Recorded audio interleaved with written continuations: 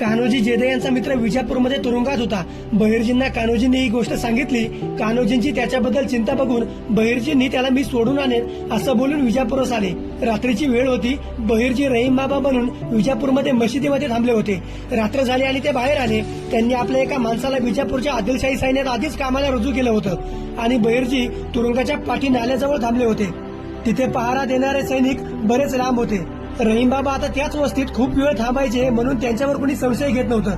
कधी कधी तिथल्या सैनिकाच्या घरी भिक्षा मागून तिथे झोपायचे. पण आज तिथंच भिंतीच्या मागे उभे होते. त्यांचं लक्ष तुरुंगाच्या मलविसर्जनाच्या नालीकडे होतं आणि ते तिथेच इकडे तिकडे येरझाऱ्या मारत होते. मग हळूच एक आवाज आला म्हणून ते नाल्याजवळ गेले आणि बोलले की नालीच्या मधूनच हळूहळू सरळ नगराच्या बाहेर जा आणि त्या नालीमध्ये कैदी होता. बहिर्जींनी 2 महिन्यापासून आपलं काम चालू ठेवलं. रात्रीचं रहीम बाबांनी मल विसर्जन नालीच्या खालच्या बाजूला पोखरून एक भुयार तयार केलं होतं.